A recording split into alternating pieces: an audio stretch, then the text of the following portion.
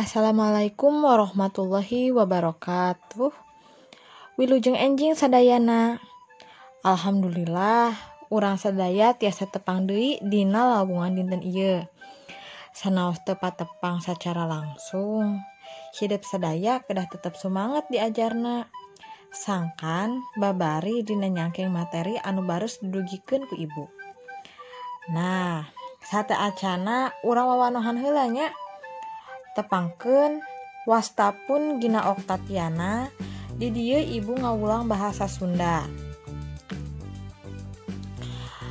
Materi anu baris didugikeun dinten ieu nyaeta ngeunaan paguneman. Dina kahirupan sapopoe hidup tangtu ngalakukeun paguneman. Boh di sakola, di imah, di tempat umum, jeung deui nalika ulin jeung babaturan. Nah, ku kituna di dieu ibu bade naros. Naon sih aya hartina paguneman teh? Nah, cobi anu terang teu hartosna paguneman teh naon? Cung sanu terang. Paguneman teh hartina ngobrol atawa ngawakong. Sasaha wae pasti unggal poena ngobrol boh jeung saurang atawa leuwih. Contona wae, hideuk nalika berangkat ka sakola pasti ngobrol heula ka sepuh hideuk. Nah, saterasna aya harti sajen paguneman. Paguneman nyaeta paguneman teh obrolan siditempas antara dua urang atawa leuwih. Upamana bae, contona saperti urang curhat ke babaturan. Salajengna dina karya sastra atawa drama paguneman sok disebut oge dialog. Upamana bae urang maca dina naskah drama, tadi dinya teh bisa disebut oge paguneman. Obrolan anu dilakukeun ku sababaraha karakter anu silih sambung sinambung. Salajengna contona dialog dina telepon.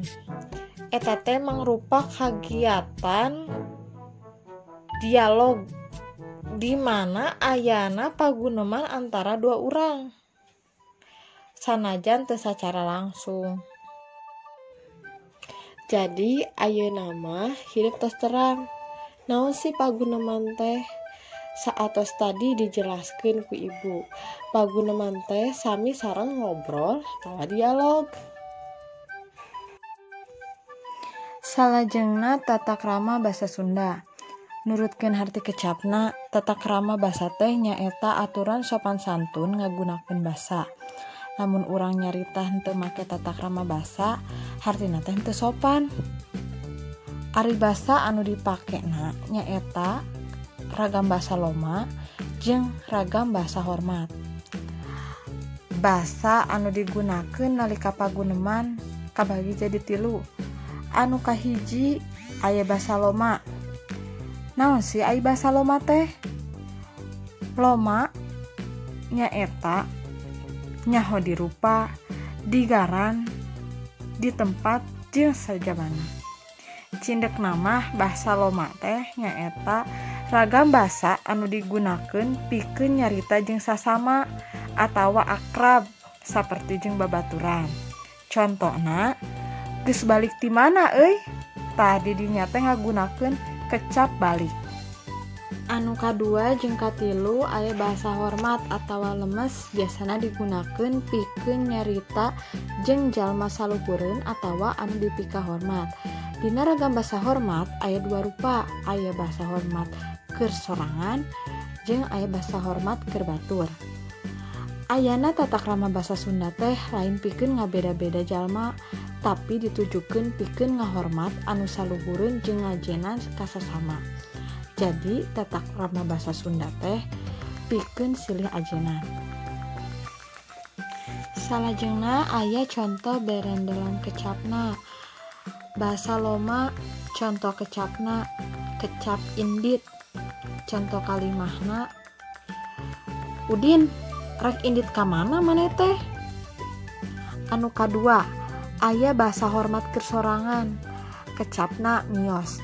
Contohna Pak abdi teh bade mios ka sakola tapi teu aya wae angkotna. Anu katilu basa hormat keur batur. Contoh kecapna angkat. Bade angkat ka mana Bapak teh entos gaya kitu. Salajengna aya contoh paguneman. Wilujeng enjing Kang Amir. Enjing Neng Ismi. Bade angkat ka mana atuh Kang? Eta nganggo acuk teh meni rapih kitu. Iya Neng, akang teh bade nyobian ngalamar di damel, sugan wae tiasa katampi. Oh kitu Kang, bade di damel naon kitu Kang? Ah Neng, bade nyobian heula di damel di pabrik wae. Oh muhun Kang, mugia katampi atuh. Amin, hatur nuhun Neng. Muhun sawangsulna Kang. Dina contoh paguneman anu tos ku ibu dibacakeun tadi antawis Ismi jeung Amir tadi dinya teh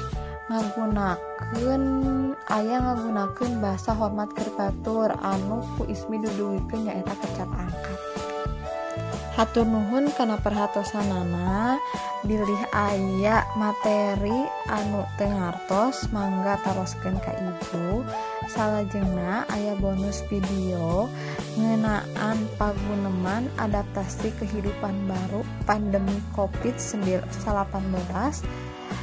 wilujeng nyakseni.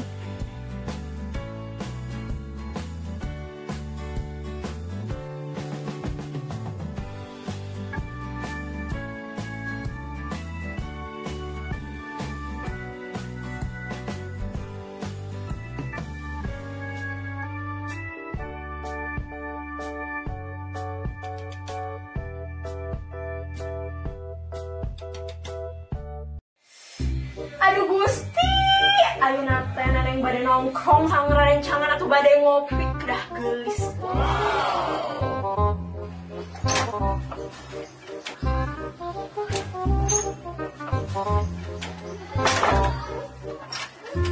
Ai kamu rek ka mana eta biwir meni amu cuy kitu? Nyarek nongkrong atuh mah hari gini teu nongkrong. Aduh, gak banget deh. Ieu na teruskeun.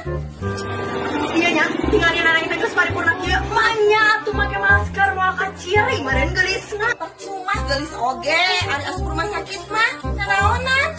Ieu make masker deui.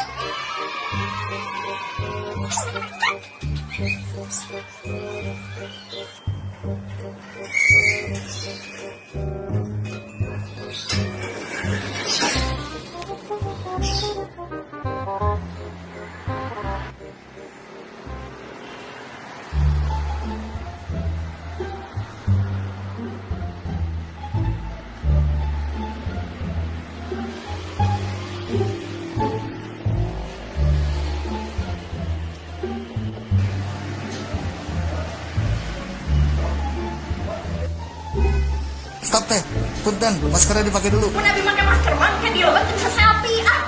Mohon izin, sudah protokol. Dipakai aja dulu teh.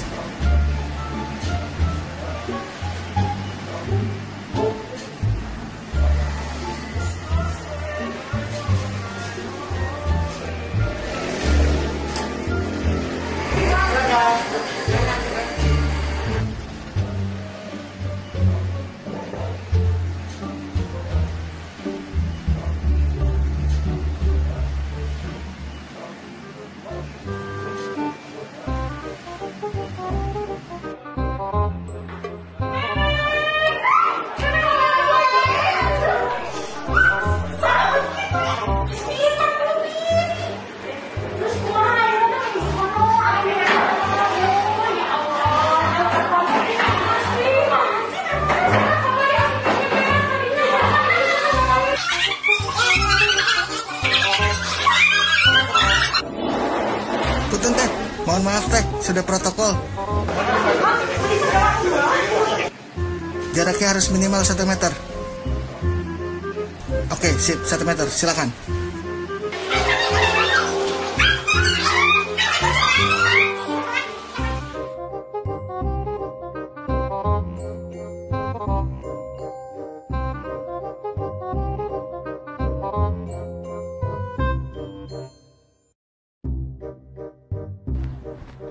Geningan aya tukang mie ayam, tapi bersih tuh nya keur usum corona kieu.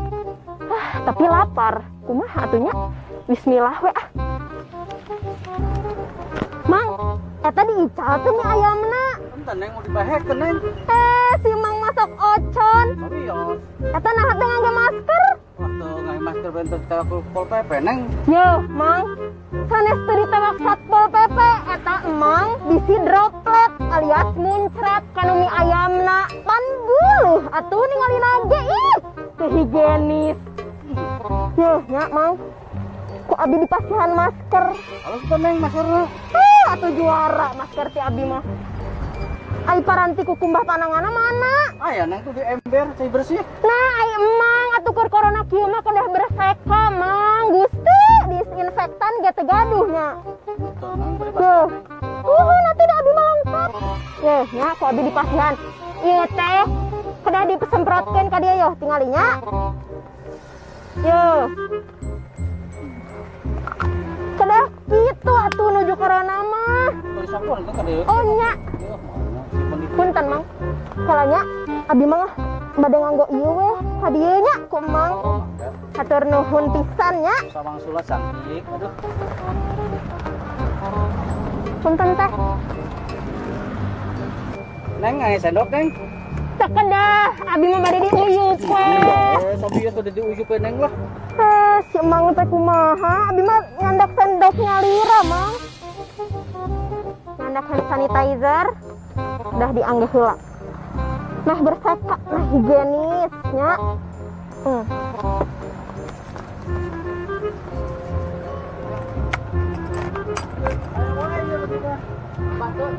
Ayo,